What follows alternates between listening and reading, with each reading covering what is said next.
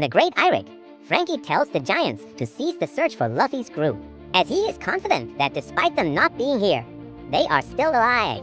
Robin adds that they have done all they can do for now, so they should just head for Elbaph and wait for them. Jinbe agrees, stating that his sharp network is exhausted from searching, and Brook reminds them that they are out of food. The giants accept these reasons and set course for Elbaph. Speaking of Luffy's crew, the 6 of them manage to escape the room, where they see a giant tree and several giant snowy mountains. With a large rope bridge connecting the castle, they were just into another location upwards. They see 2 giants crossing the bridge, who turn out to be Gerd and Goldberg, the respective doctor and cook of the new giant warrior pirates. Gerd asks Goldberg why Hajrudin let Road into their crew, with Goldberg saying it is because he is a good navigator. Gerd, however, expresses her dislike of Road, saying that while Loki is ashamed of Elbaph, she thinks Road deserves that title more, with Goldberg agreeing with her.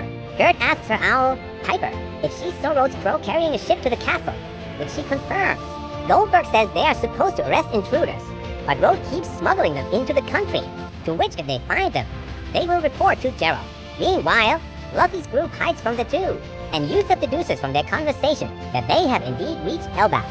Luffy prepares to call out to them, but Nami stops him out of fear that they will consider them intruders. Gerd and Goldberg turn to where the crew was when they hear something, but they see nothing. So they continue to the castle. The Straw Hats continue to walk on the rope bridge, though they try to be careful because there are giant wolves below. Luffy, however, senses something that gives him goosebumps. He tells everyone he heard something back in the diorama, and he decides to go on ahead to check it out.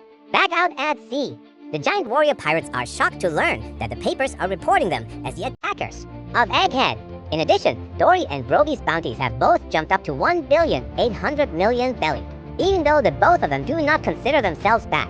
Also, Luffy is being blamed for killing Dr. Vegapunk, with a picture of him in Gear 5 being used in the paper.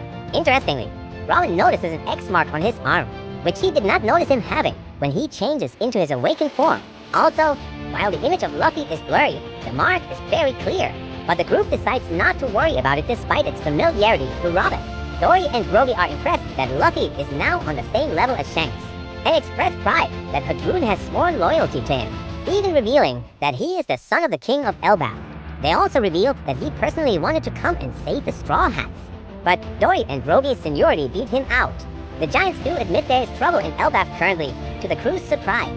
The giants explain that long ago, Elbaph had a prince who they called the Accursed Prince. According to them, he devoted himself to darkness and was crucified. And when he attempted to escape Elbaph, everyone worked together to subdue him.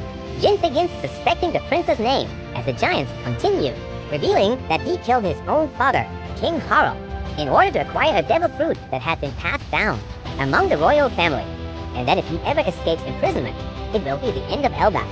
Sure enough, the prince the giants were talking about was Loki, who Luffy ends up finding after leaving the group. The former's intense hockey being what Luffy said. Loki senses Luffy despite his eyes being blindfolded and has him introduce himself, which Luffy does. Luffy asks where they are and who he is, and Loki says they are in Elbaph, which he calls the land where wars come from. He also introduces himself as the sun god who will bring about the end of the world.